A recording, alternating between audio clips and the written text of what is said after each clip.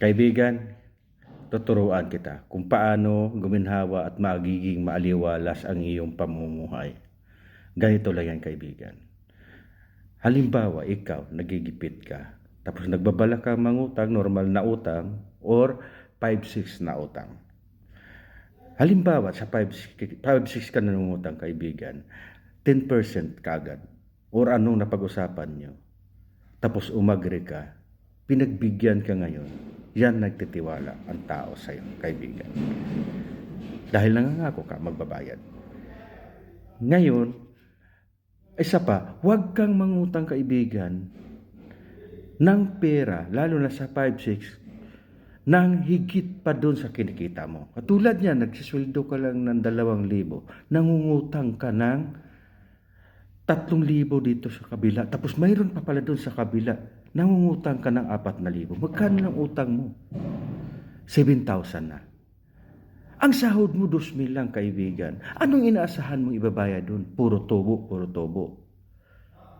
Tapos, pag nangailangan na yung nagpapautang sa iyo, sabay-sabay, kukunin yung tag-1,000 sa sahod mo, wala na natira sa iyo. Paano naman ngayon ang gastusin mo? Paano ang para sa pamilya mo, pagkain sa pamilya mo?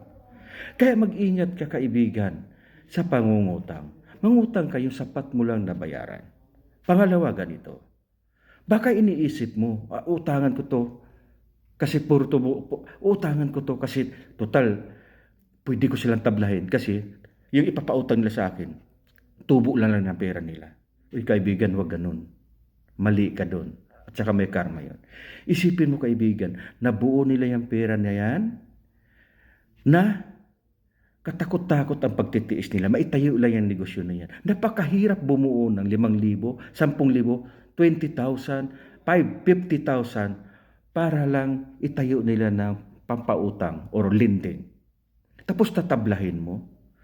Halos laway na lang ang puhunan mo. Makakuha ka ng pera doon, tapos gagantsuhin mo lang.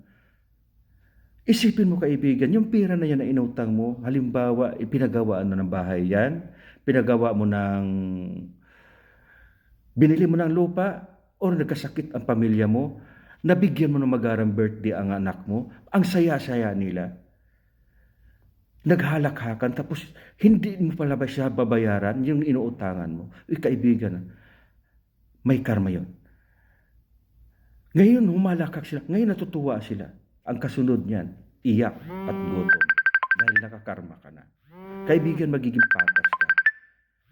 Huwag tayong sumuong sa isang bagay, mangungutang na hindi natin kayang bayaran. Or huwag tayong mag-isip ng mangloko tayo ng kapwa. Malay mo, kaibigan, sa ganong sitwasyon, magbayad ka ng utang, paunti-unti, hanggang sa matapos yan. Makikiusap ka, kung magkano lang ihulog, basta, mababayaran mo. Malay mo, balang araw, maimpas mo yan, ikaw naman ang asenso at sila naman mangungutang sila. Good luck sa'yo, kaibigan.